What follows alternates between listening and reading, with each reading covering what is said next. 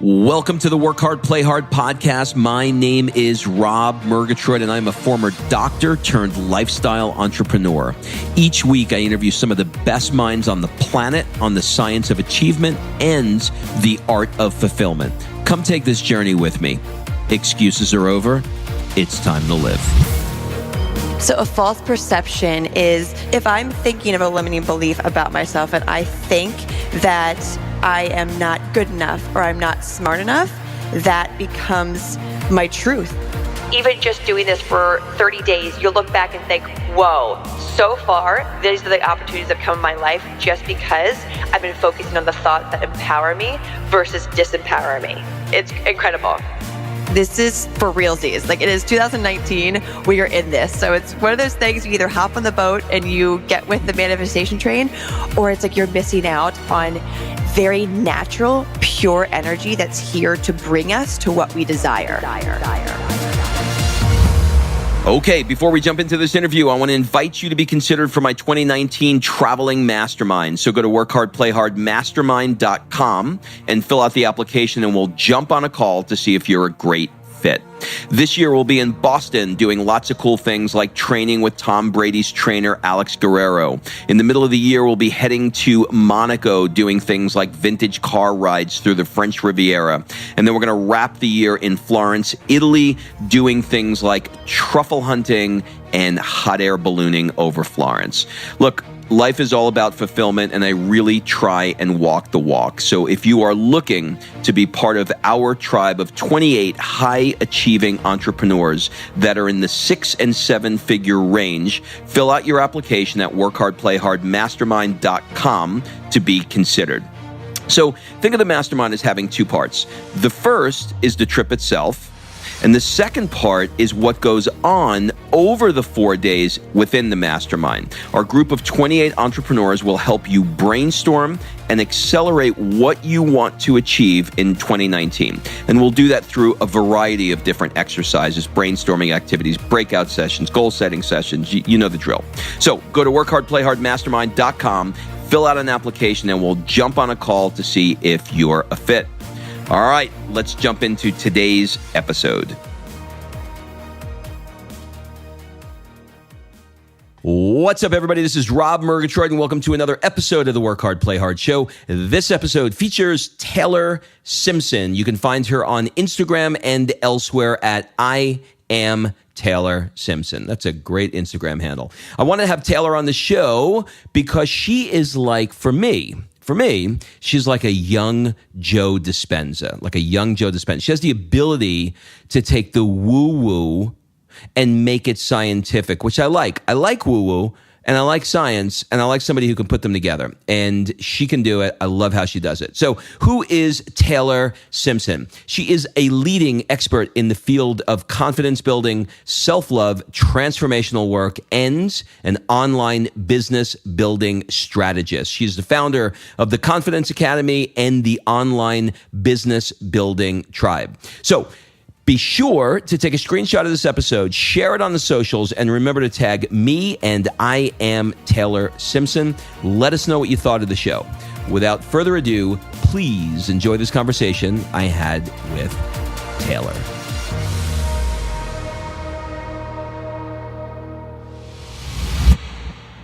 Taylor, welcome to the show.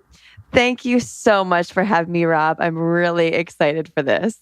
You know what? I am super pumped to have you here today. So I really, really appreciate you making the time. Yes. Thank you for having me on. I'm jazzed.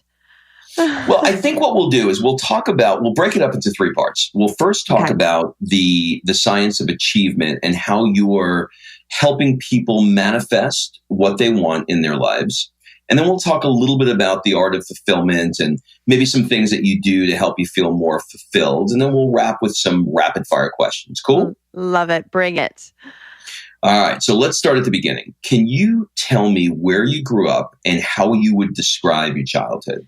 Oh my gosh, I love this question because that's like my favorite. So I grew up in Colorado, in the mountains, middle of nowhere. Closest neighbor was probably 20 miles away. So I grew up on like 100 acres. And we had a basketball court outside. Everything was outside in trampolines. And it was just amazing. I was about as mountain girl as you could possibly get. No cable TV, any of that. And so it really was just me in nature and getting dirty and playing with my siblings and not having any of, thank God, the distractions that kids have nowadays. Yeah, for sure. So it was just a lot of fun, a lot of play. What did your parents do for a living? Yeah, so my dad was a VP of a computer software company, and my mom was actually one of the first female boss ladies at DuPont. So Boss lady, I like that. That's a hashtag now, isn't it? Right. Before the hashtag, before hashtag boss lady existed. This is back in the 90s. And so, so she was just a go-getter and also like you wouldn't even know it because she was such a good job that they both did a good job about being present, even though they had these like really high level jobs we would never have known as kids, which is amazing. Now, where do you get the energy from? You have crazy, bouncy, high-end energy. You're like a ball of freaking fire. Is it mom or dad? It's both for sure. Like my mom, but probably my mom more because she did it all. Like she was just that woman who was the president of the PTA. She was at all of our soccer games. She, cooked us dinner and then also did her job. Like she, to this day, right now, she actually was just down. She's retired now. She was in Peru for 2 months, volunteer teaching at a school and like doing that. And then in the evening, she'd be hiking and she's in her 60s. So 100% my mother. Well, listen, be careful 60s. I'm going to be 60 in 7 years. So I'm like right behind your mother. So I don't know if I'm going to be hiking Peru anytime soon, but that's pretty cool. So I want to fast forward a little bit to your education. Yeah. You got your master's degree in international development and international studies, and you wound up on Capitol Hill in DC, and you thought you had this like dream job, but then you realized, you know what? I don't love it. It's not for me. Was the stress just too much, or what happened there?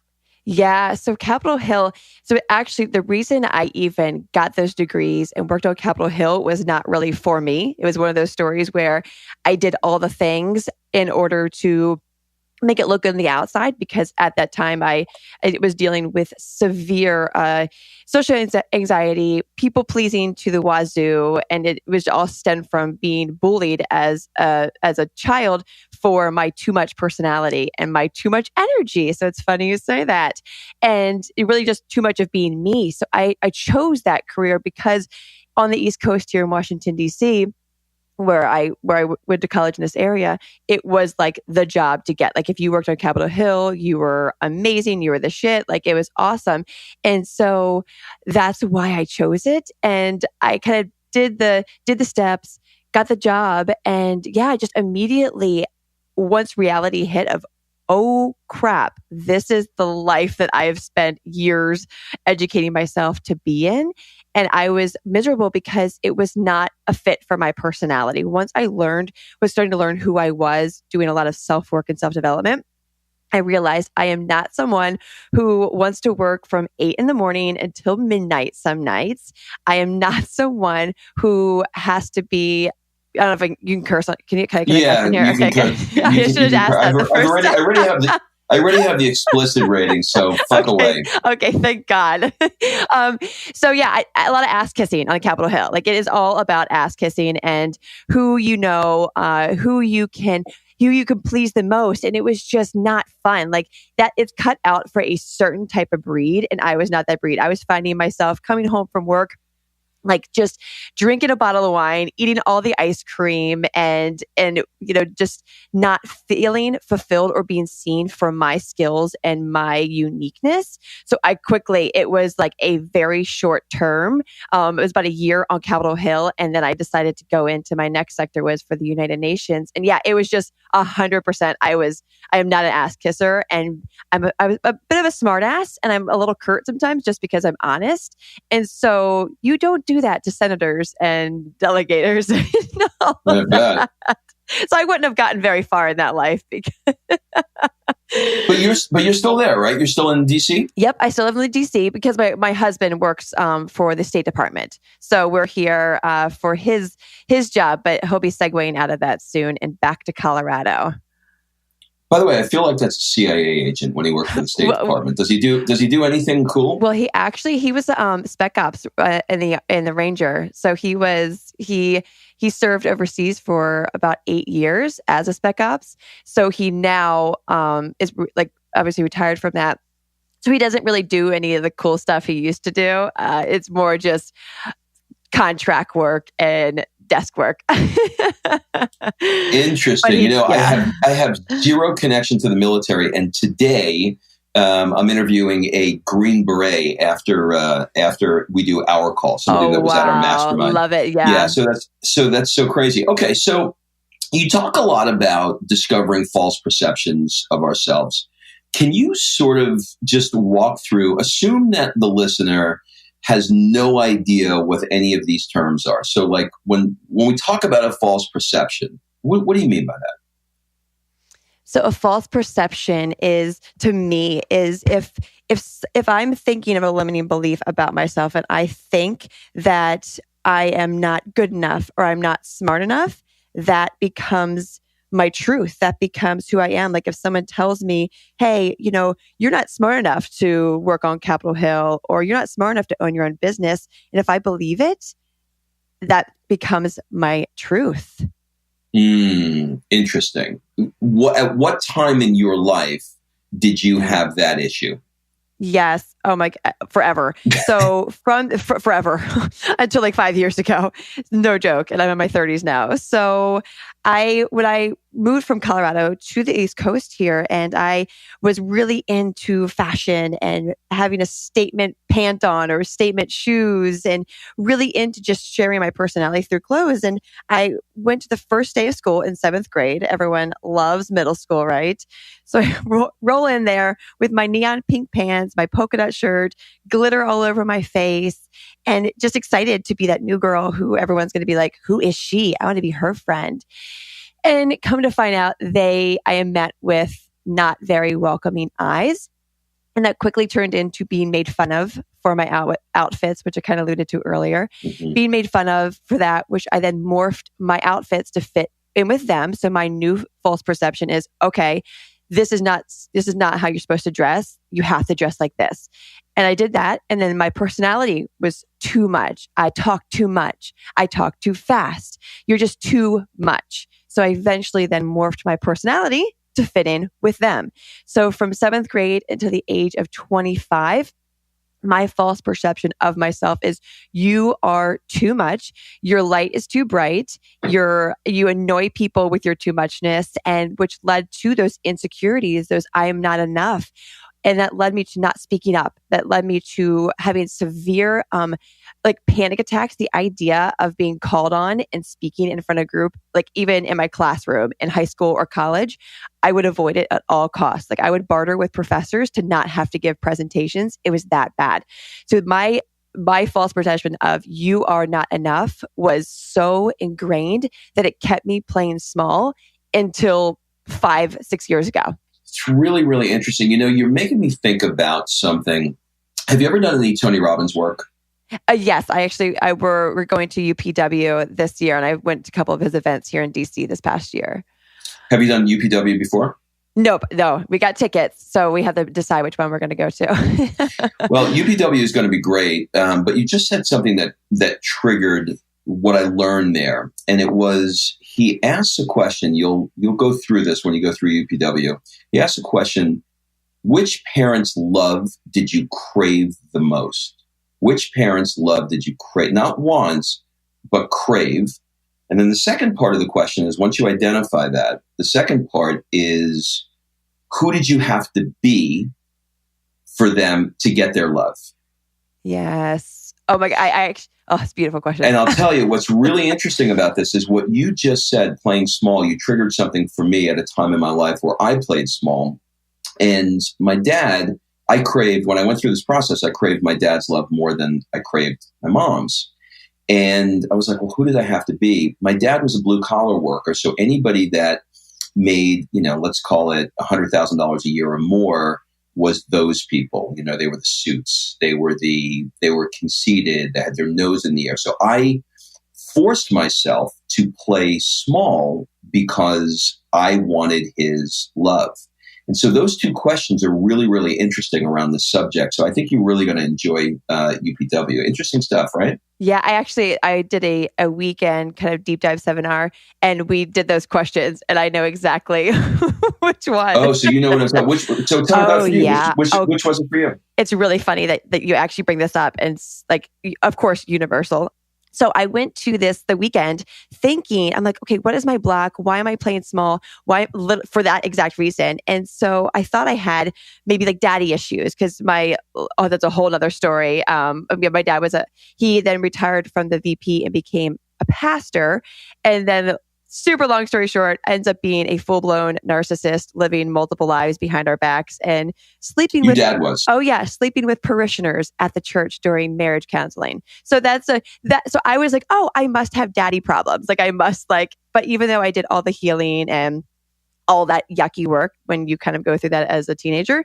So I was like, yeah, but I was like, but I forgive him. Like truly, he's got mental issues. And so I'm like, okay, I don't know what my problem is because I'm not trying to please him. What in the world? And so I'm up front talking about it.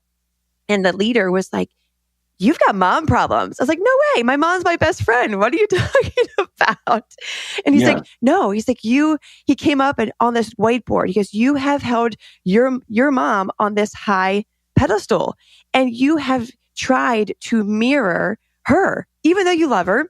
And all of this, you've tried to be like her. You've tried to, and I hold my mom to really high expectations, which led us to getting into kind of some fights as adults, like pushing each other's buttons. And so he's like, you've held her this high expectation, which means that when she doesn't meet your expectations, you get mad at her because you think she's so perfect.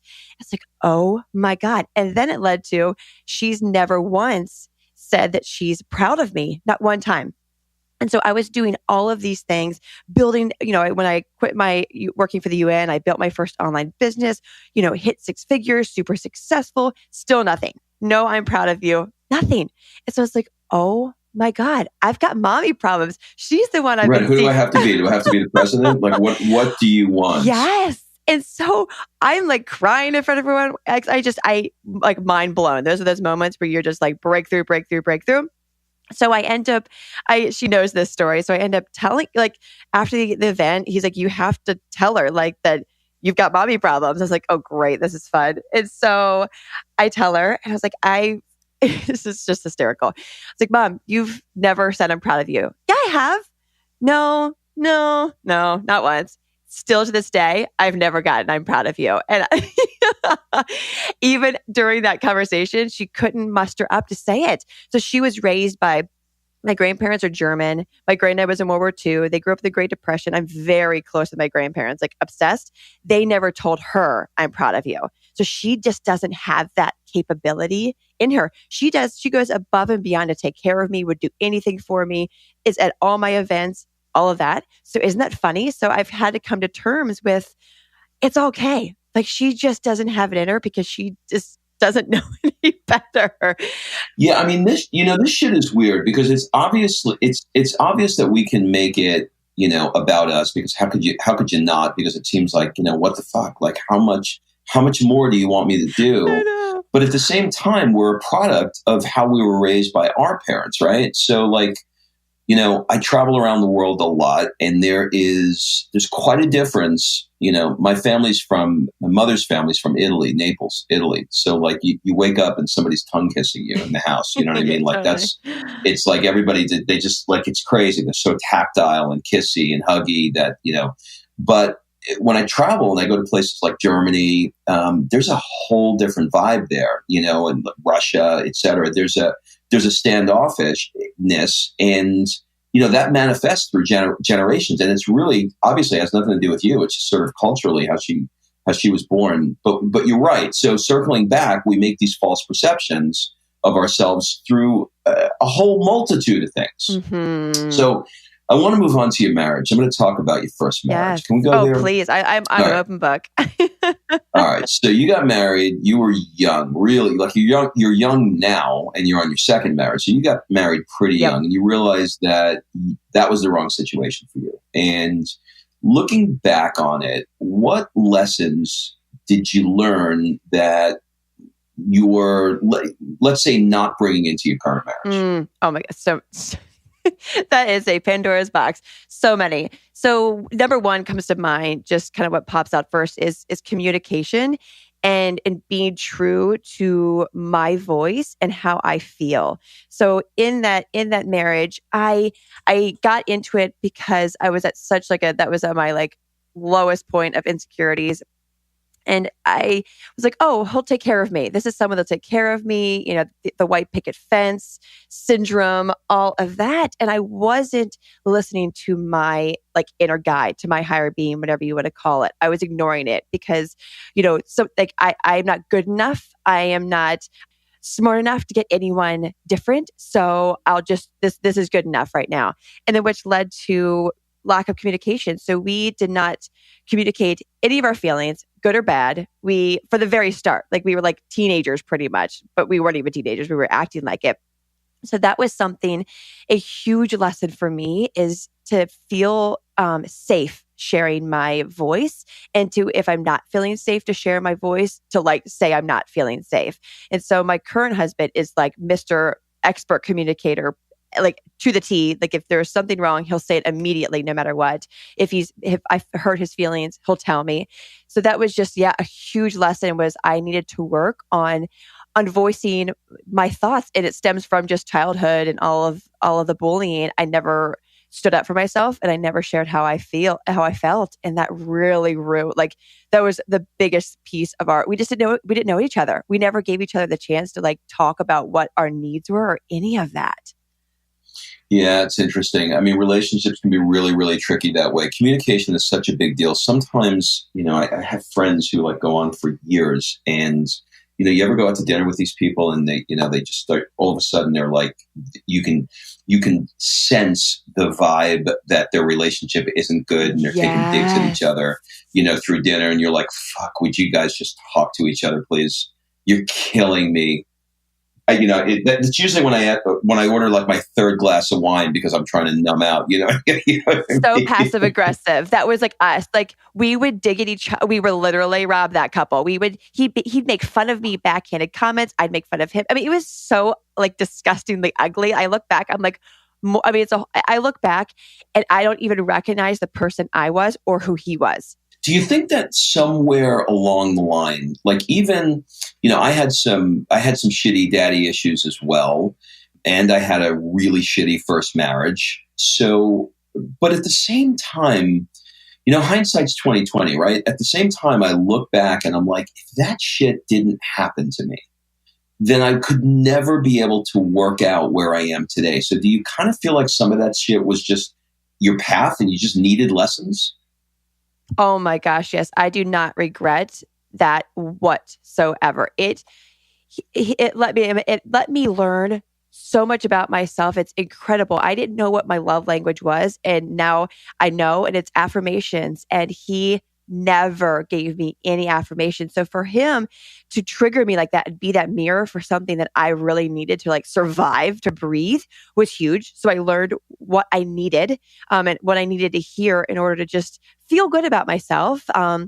I learned that I wasn't a good communicator. I learned that I had a lot of self-doubts. And again, he was the mirror for all these. He was my teacher of being able to say, whoa, you are better than how you're treating yourself right now. You are capable of so much more. And because he didn't believe in that in me, I didn't see that. So because of the shit we went through, it allowed me to see so many blocks that I had, that if we hadn't gone through that and I just got married to someone who didn't teach me that, and then maybe they would end up talking down to me because I never gained that confidence, it would have been a whole different story.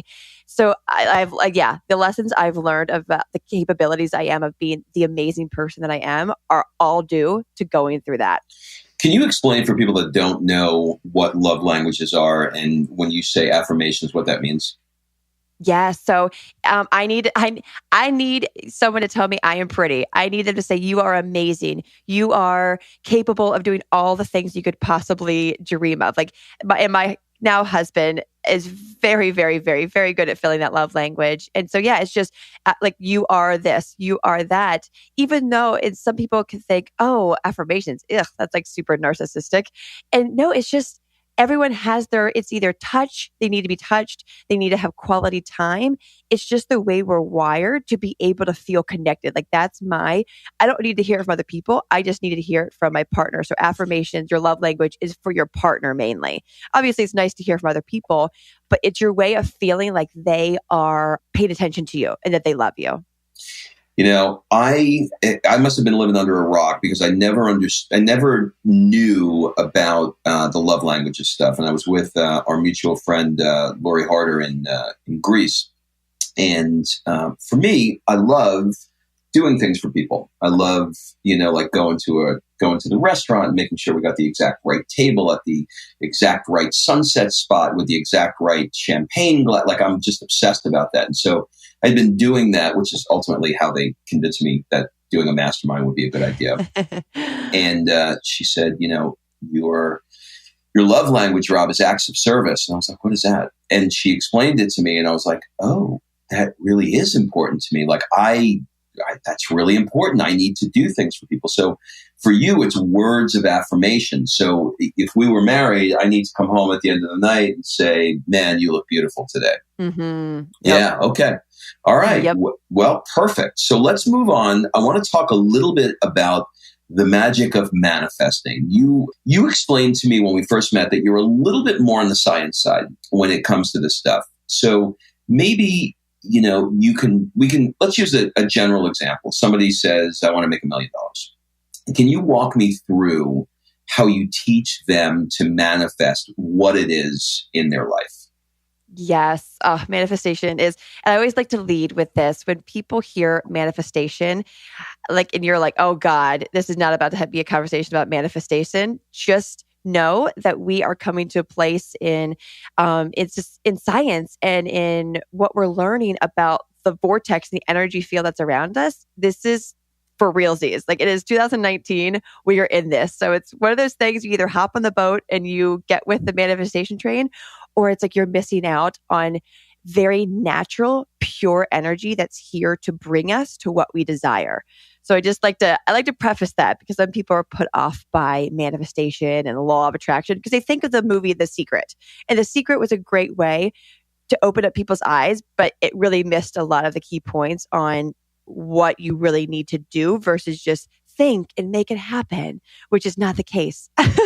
Yeah, no, right. Because it gets woo-woo, yeah. It does. It does. So like if anyone is thinking that, just turn that that assumption off. And so when it comes to allowing your brain to bring you what you need, the first step is to just surrender to the beliefs. So kind of like what I just went through, surrender to what you think, surrender to what you know, and open your thought and your mind and your body and everything to something greater than yourself. That there's an energy field around you to literally bring you to that future you that has everything you want, aka manifestation.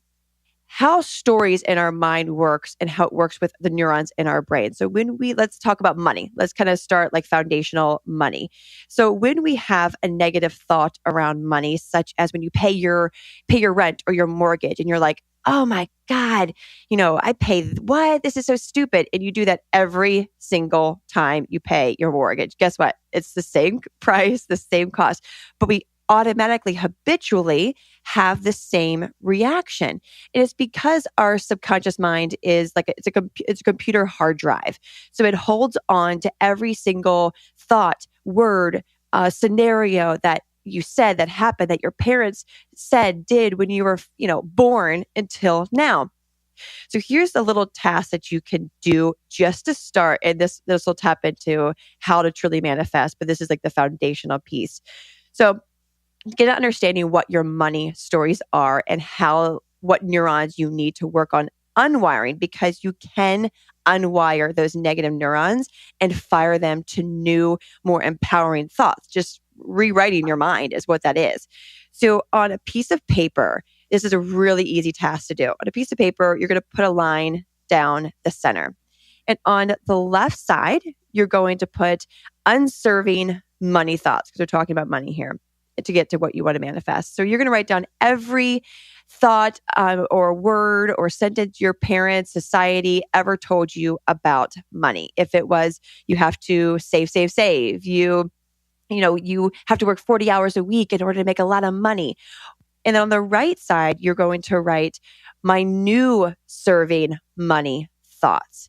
And you're going to flip every single one of those negative thoughts. So if it is you have to work 40 hours a week to make a lot of money, or you have to be a CEO to make a lot of money, whatever that is, you're going to write what you want. And you have to release, what a preface is, you have to release the ego out of it. Because when you do this new story, your ego is going to get in there and it's going to say, but when, but how, but why? You've never had that happen. And your subconscious mind is going to look at them also and think, well, these aren't true because they didn't happen in the past. So you're not going to believe them, but just push through to get them out, brain dump them out.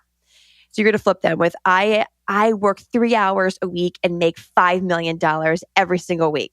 So whatever your dream is, put it down there.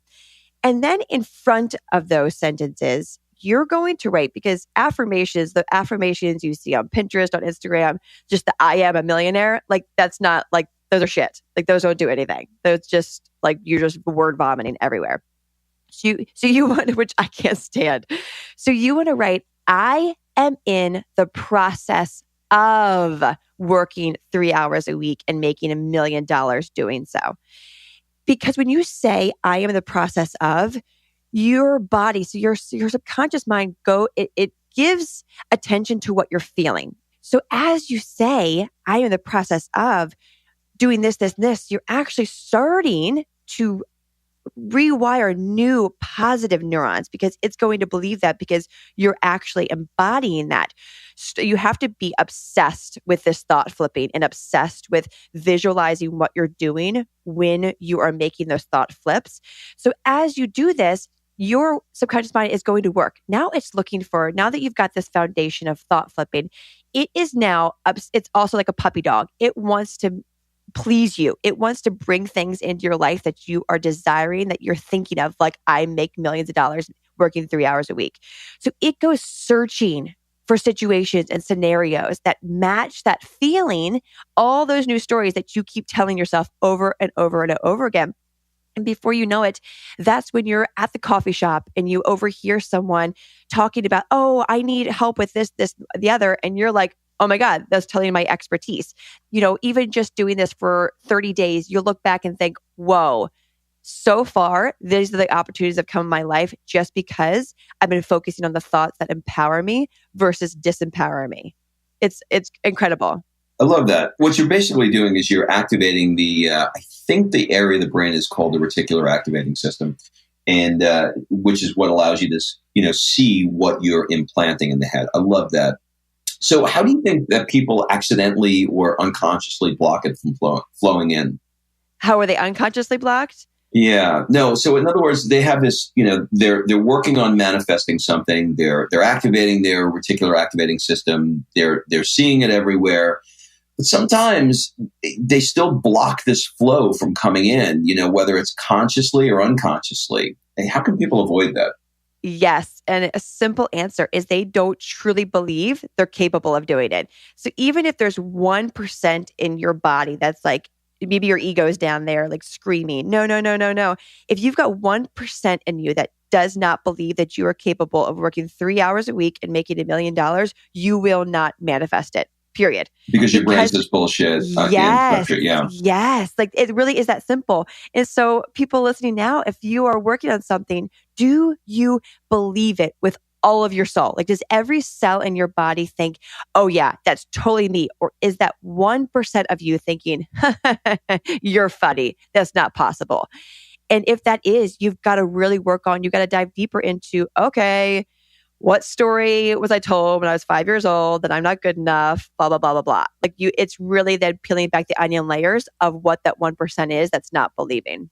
Yep, I love that. You talk a lot about rituals and having habits in your life, and I know that you go to bed early. You're a 9 o'clock bedtimer. You'd even go to bed at 7:30 if they'd let you, right? Oh my God, my dream. Yeah. Can you give me maybe some of the highlights of your 2 hour morning routine? What's that look like? Yeah, absolutely. So wake up, drink my warm lemon water, put some Himalayan salt in there, and start my day off just kind of flushing out the toxins and cleansing my liver. And then I sit down and I meditate for about 30, 45 minutes. I just kind of, whenever I feel like I'm done, I'm done. And usually it gets between those times. I then do some yoga movements, some cat cows, just really stretching out my spine, doing some twists to get that body moving after a long night's sleep. And then I go into journaling. So I write down 10 things I'm grateful for and really embody them, and then set intentions for the day and allow myself to get aligned with the affirmations on who I am stepping into at every single moment. So really, when I go through that process of intention and affirmation setting, I visualize that how I want to show up that day. If it's, I intend to, be love, I really see myself going around with like my sun shining, and really make sure that future me feels me coming to her, which sounds so cheesy, but you've got to, I embody that vision of who I want to be for that day. So I go through that visualization process, and then I read a chapter out of A Course in Miracles, and then Daily Stoicism. I pull some angel cards, allow myself to be guided by whoever, whatever is there guiding me, and pull those. And then I do about 5 minutes of sun salutations over and over and over again, and sit down and read for usually about like 30, 40 minutes. I could sit and read for hours, but I have to set a timer with reading, or else I will sit and read for an hour. But it's usually about like 40 minutes. And that's my morning routine and kind of a snippet. Beautiful. That's beautiful. So Yeah. Marianne Williamson, can you believe that she's running for president now? I freaking love it. It's unbelievable. It's unbelievable. And the Daily Stoic, Ryan Holiday is just fantastic. I mean, it's amazing at how that shit from 2,000 years ago is still relevant today. It's freaky. Oh. So let's move on to the art of fulfillment portion of the show and talk about some of the things that you do to improve things that are outside of the kind of work that you do. So are there any positions or opinions in the last few years, or it could be way back, it doesn't have to be in the last few years, that you've changed substantially on, where you've shifted your position or you've completely changed your mindset about, where you were like, you thought of it this way, but now you're like, no, I don't feel that way anymore? Good question. I like that. So that's actually something I'm kind of been going through the past probably 6 months.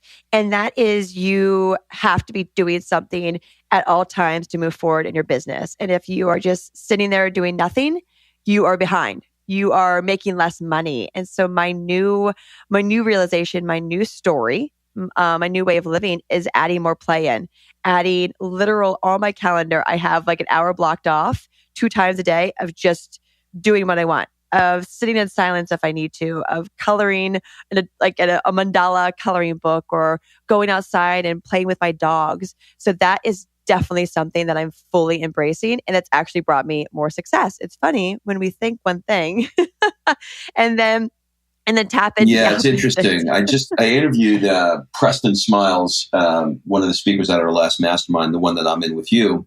He did something interesting around that exact area. He was having the same challenge, and he decided to do something fun every day. So, he told me a story. He said, my wife would call me and she'd be like, what are you doing? And I'd be like, I'm skateboarding. And she'd be like, you're fucking skateboarding? Like, do you have any idea how much shit I have to do? I got the baby. He's like, I'm putting play into my life every day. It's only 10 minutes. I'm going to have to call you back. And he said he jumped up $1 million that year because he put one play thing, whether, he's in Southern California. So it was like, it was surfing or, skateboarding or whatever, but he did one play thing every day. And you're right. There's something about us as entrepreneurs where we just want to keep working until we drop dead because, we usually love it. So, but it doesn't allow us to be well-rounded. So I love that. Yeah, well, it doesn't open us to like clarity or those downloads that we need. When we're in that hustle mode all the time in our masculine, we actually block like the magic that comes with being like in your feminine flow. Like that's when you have those brilliant ideas that make you millions of dollars. I gotta tell you something too. It's not even the feminine flow. It's just the flow. For sure. Like, For sure. you know what I Yep. mean? Like we, even as men, we could be so focused on, I'm going to crush this. I'm going to kill it. And, there's like, we're pissing all over the goal that we want, and then we wake up and go, whoa, like, where do your best ideas come from? They come when you're in the shower because you're not doing anything. Yeah. So I love that. If you were a critic doing a review of your life so far, what would you say? Oh, if I was a critic doing a review, oh my, probably you need to play bigger. You need to shine brighter. That's 100% what they would say. Love it. If you could spend a month anywhere in the world, where would it be and why'd you choose it? Oh, easy answer. Africa. Probably Ghana. And why? I actually have Africa tattooed on my wrist. I am obsessed with Africa. I do a lot of volunteer work there, and we will be adopting from Ghana. So I would be in Ghana. It's really interesting. Why the African connection for you? I think, as I believe in past lives, I think in one of my past lives, I was African and it was my favorite life. I've gone there multiple times. The first time I went there, as a little girl, I visioned myself in Africa, like surrounded by little African children teaching. And I did that a few years ago. I actually made that a reality. And the first time I landed there, I literally cried. Like I get goosebumps thinking about it. I bawled my eyes out when I stepped foot on African soil. I never felt more home in my entire life. That's so it's crazy. Unbelievable. I have this incredible pool there where not a day goes by. Like that's why I'm going to start a nonprofit there. I'm going to be doing a lot of work in Africa because we're going to be buying a house there. It's just, nothing has ever, and I've been all over the world. I've been pretty much on a majority of countries, and it's by far my favorite. Well, continent, because it's not a country. So interesting. We did South Africa last year. Cape Town? Cape Town, yep. Yeah. It was really, really cool. Weird question, but if you can only go to one restaurant before you die, where would your last meal be? Oh, one restaurant. I love Mexican food. So some probably janky ass hole in the wall Mexican restaurant. Yeah. By the way, that's always the thing that comes up. It's always like, it's because I ask this to everybody and they're always like, wow, it's weird. It's like this like crappy little hole in the wall. I'm like, that's the one everybody chooses. It's the best. What's the thing that's rocking your world now that has absolutely nothing whatsoever to do with the kind of work that you do? What's rocking my world? Gosh, probably just playing with my husband, like walking our dogs, going hiking, just literally living life with him. I love how you're playing with the husband and walking the dog. Right? That's awesome. You're not playing with the dog and walking your husband. I love that. That's so cool. Yeah. What's the one thing that you've always wanted to learn, but you just haven't gotten around to yet?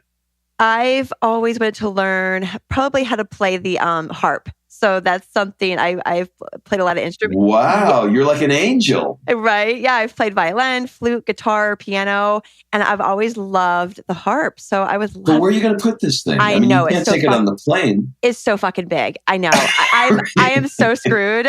So one day one day. Hey, honey, we're moving the couch out. Why? I got a harp. He'd be like, whatever.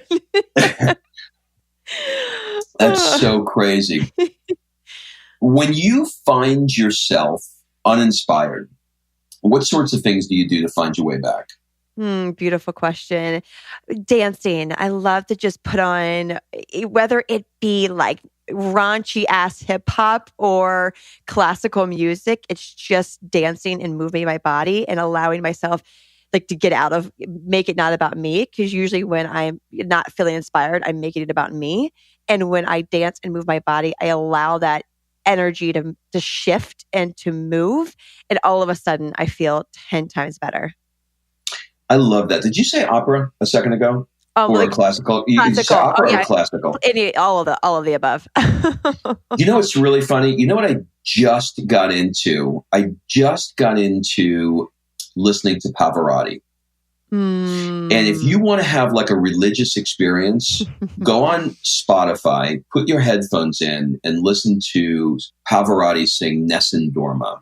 It's an Italian song. It's the number. If when you go onto Pavarotti on Spotify, it'll be his most popular. Okay. It'll bring tears to your eye. And the only reason why is because I just did my mastermind in Boston, and I hired somebody to do a comparative wine tasting in the North End of Boston. And I also brought in somebody from the Metropolitan Opera House to sing opera while we were doing the comparative wine tasting.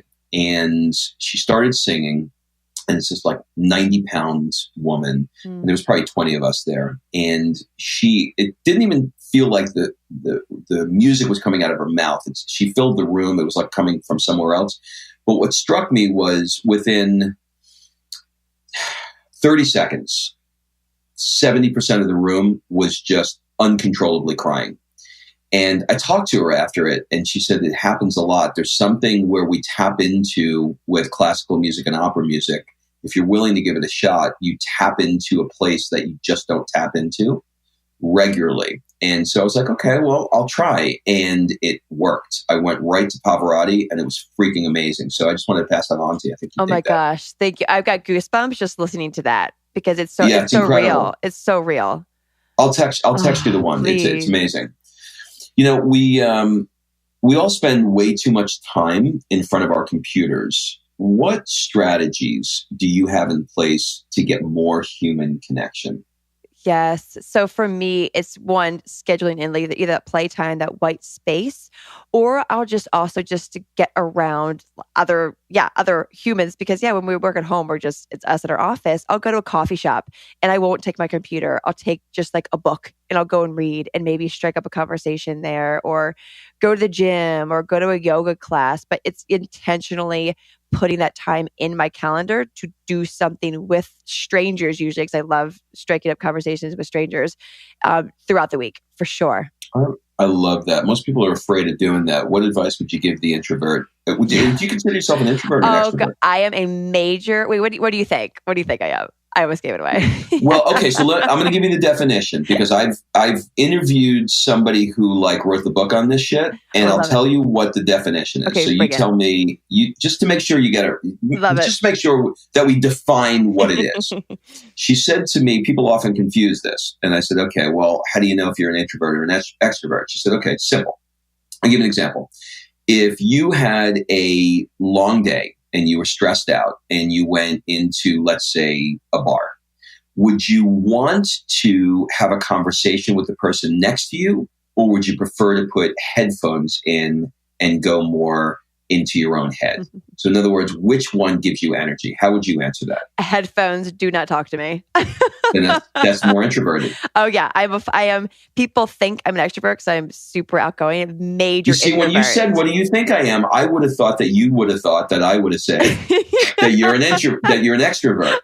But it's weird because people who would see you, like if I just saw you somewhere, I'd say, "Oh, look at this, blonde bouncing ball of energy. She just wants to talk to everybody, and she wants to go to the coffee shop, and she wants to talk to everybody." But that is not. You're situationally extroverted. Yeah. You're extroverted on this podcast. You make an intention to be extroverted in the coffee shop. But your default is introverted, right? Oh, yeah. My husband is a full-blown extrovert. He is that person at the bar who's talking to everybody. And I'm just like, drinking my glass of wine, enjoying my alone time. See, I am glad that we clarified this because people would have confused it. So it's really, what is it that gives you energy? If it gives you energy, for me, like when I do, you and I are both in the same mastermind. At the end of those 3 days, I'm drooling in the corner, just like staring like, I'm in a mental institution because I've situationally given myself to everybody. Yep. Because, when you're in that environment, people, they don't see each other for 3 months, have a million questions they want to ask you. And, so I go into that extrovertedness over those 3 days, but I pay the price. At the end of those 3 days, I'm fucked up. I need to just die. and not talk to anybody, which is fun when you have a 4-year-old, but that's another conversation. Totally dead. Like after that mastermind, on Sunday morning at 3 a.m., I had a flight out to Peru, and I spent 2.5 weeks in Peru immediately after doing nothing. You know what I'm going to do? I'm going to fly to Peru after our next one. And I'll sit in the back of the plane, so I won't even talk to you. I was like, that was totally me. Totally me. It's so funny. All right, we're going to wrap up with the rapid fire round of the show. Answer as quickly or as slowly as you would like. It's basically a first thing that comes to mind round. All right, bring it. What would your friends say is one of your superpowers? Be in the light. What's one of the things you're afraid of right now? Oh, be in the light. What keeps you up at night? Not shining bright enough. What do people never ask you, but you wish they did? What are my fears? What's the one thing you want to get better at? Oh, there we go. Hang on. Not people pleasing so much. What book, other than A Course in Miracles and the Stoic one that we mentioned, what book have you reread the most? The Power of Now, over and over. What's your guilty pleasure? Oh, junk food. I have the diet of a 12-year-old boy. That's really funny. I'm going to send you some Doritos. What's one thing that you own and probably should throw out, but you're not going to do it? Ooh, I've got this nasty ass t-shirt that I sleep in that's like torn up and holes in it for like 20 years old. If you had to give a TED Talk on nothing that you're known for, nothing that you speak about, and it could really be on anything that you like or anything that you have a passion for at all, what would it be? Oh, that I don't talk about. God, that's a good one. Jeez, Rob. Traveling. Traveling as a solo woman. Love that. You know, that question, by the way, is a question I got from reading Steve Jobs' book. And he asked people that question because we have these masks, right? You know, this is what I do this for a living. So we tend to build our lives around it. But when you frame it and say, well, if we didn't do that and we didn't talk about what you're known for, what would you love to talk about? And the answers that come up, I got to tell you, are crazy. Like I'll interview an engineer and he wants to talk about surfing. I interviewed a secretary and she wants to talk about sex. I mean, it's crazy what's inside of us that we don't talk about. So cool. Yeah, travel for sure. I love that. We have that in common. Ask me anything you want. Let's change it up a little bit. What one question would you like to ask me? Ooh, what is your guilty pleasure? Netflix. Oh, there you go. Touche. What on your gravestone, what you want it to say? He fucking lived. Ooh. What is something that you wish you had done differently? Spent more time with my 20-year-old daughter and realized that time passes really fucking quickly. Like 20 years is a blink of an eye and you cannot get it back. And I wish that I spent less time focusing on work and just a little bit more. Not that I didn't, I did. And she would say, Dad, that is not true. But I feel it. And I wish I'd spent just a little bit more time with her. Love that. Who do you need to forgive? Great question. The answer to that question was my dad. And I did. And he passed last year. And I'm so glad that I did. Oh, goosebumps. That's amazing. Thank you. If you could bring anyone back from the dead and hang out with them for a day, who would it be and why? It would be Leonardo da Vinci because he had such an ability to do so many different things. Like, for example, he invented, this is crazy. They found in his notebook, which Bill Gates bought for $32 million. They found in this notebook the schematic for a parachute, and it said under it, in the event that a flying machine is built, we'll need to know how to get out of it. And we still use those dimensions today. Wow. Goosebumps. Fucking crazy shit, right? Fucking super crazy. All right, I'll take one more. What do you got? Here we go. One with a fun one. What would your superpower be? My ability to find anything amazing in anybody I talk to. My wife says to me all the time, like, I'll be in the cab and I'll talk to the driver and I will have a conversation about, the Ubangi tribe that he was raised in. And she'd be like, how do you do that? Like, I cannot, like, you can find a ground with anybody about anything. So I would say, you and my husband are like the same human being. You guys would get along really well. Well, I'd love to meet him. So you're going back to Colorado, is that right? Yeah, our goal is to be back there in the next couple of years. So, like, we're going to build a custom micro home, on acres and acres of land, and build a farm and be like totally self-sustaining. So yeah, we'll be back there in a couple of years. Well, you have some amazing things that are going to be coming up in your life. There's no doubt about it. You are a shining light. You are driven. You're passionate. You're willing to do the work. And I'm just really, really proud of you. And you're beautiful. See how I learned? You just filled up my affirmation cup for the day. I am like he is a good listener. that was amazing. Do you have any final words, suggestions, or an ask for people that are listening? Oh gosh, just an ask to go and do the thing. Like, do the fucking thing that you've been avoiding doing. Period. You know what I'm talking about. Do the fucking thing. Do the fucking thing. We're going to end on that. Taylor, you're fucking awesome. Thank you so much, Rob, for having me on. All right. Thanks for listening. If you love this episode and you know someone that needs some help in either stepping up their work hard game or their play hard game, it would mean the world to me if you shared this podcast with them to help me get this movement out there. So if you like what you heard, head on over to iTunes, take 30 seconds, and leave me a 5-star review, and I will be forever grateful. So until the next episode, excuses are over. It's time to live.